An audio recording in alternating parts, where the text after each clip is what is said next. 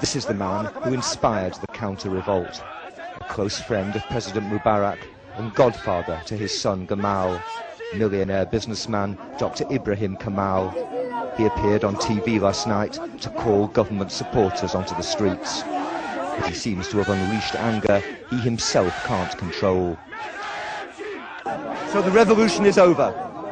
So in my judgment, it is about time. It's about time for every Egyptian who cares about his country to go back to his work.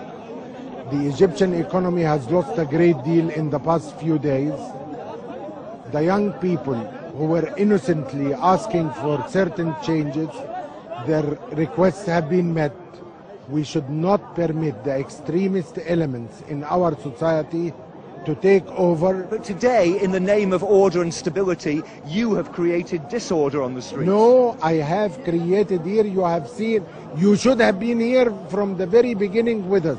There has not been a single case of disorder, and while now there is disorder throughout Cairo this evening. No, it did not originate from here, and it will not end in here. Came with pieces of machinery, they came with rocks, they came with knives, and they came to try to clear Tahrir Square of the anti-government supporters who have started fighting back but were bloodied in the beginning. They're now chopping up the pavement to throw rocks back.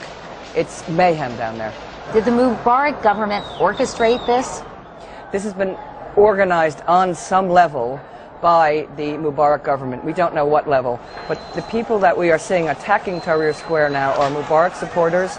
They were bussed in, some of them are paid, quite a few are government employees. That simply does not happen in Egypt without official sanction. His supporters flooded the square. Some rode in on horses and camels, brandishing weapons and hurling rocks. They are being blocked. Ibrahim Kamel, General Secretariat of Mubarak's administration, praised the new wave of protesters and dismissed the demonstrators demanding change. I'm sorry to say that these few people that are standing in the square are not Egypt or the Egyptians. Who are they?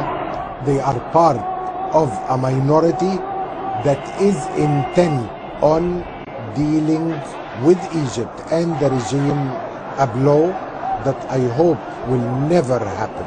As we spoke, Thanks that we have. Thanks. Gunshots rang out from the square below. Given what we're seeing behind us at this moment, do you truly believe there can be a peaceful transition of power while President Mubarak is still in office? 100%. There will be a peaceful transition of power, and I am sure that what you're witnessing today will be something of the past, hopefully sooner than many people think. Rocks back. It's mayhem down there. Did the Mubarak government orchestrate this? This has been organized on some level by the Mubarak government. We don't know what level, but the people that we are seeing attacking Tahrir Square now are Mubarak supporters. They were bussed in, some of them are paid, quite a few are government employees. That simply does not happen in Egypt without official sanction. Richard, a member of parliament went on Al Jazeera today and admitted business associates close to the regime did in fact pay some of these pro-Mubarak protesters to hit the streets. Does that surprise you?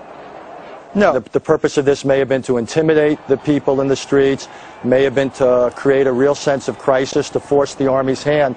Throughout much of Mr. Mubarak's 30 years of rule, he tried to portray himself as the person who stood between Egypt and chaos, or between Egypt and an Islamic alternative. So the sort of violence we've seen today, while some of it may have been spontaneous, the idea that some of it may have been orchestrated by the president and his supporters should not come as... But Ibrahim Kamel, a close confidant of Mubarak's, says he is concerned about an extremist power grab and insists the majority of Egyptians support the president and want to give him time. 90% of Egyptians will tell you that President Mubarak represents for Egypt something very valuable. They stand behind.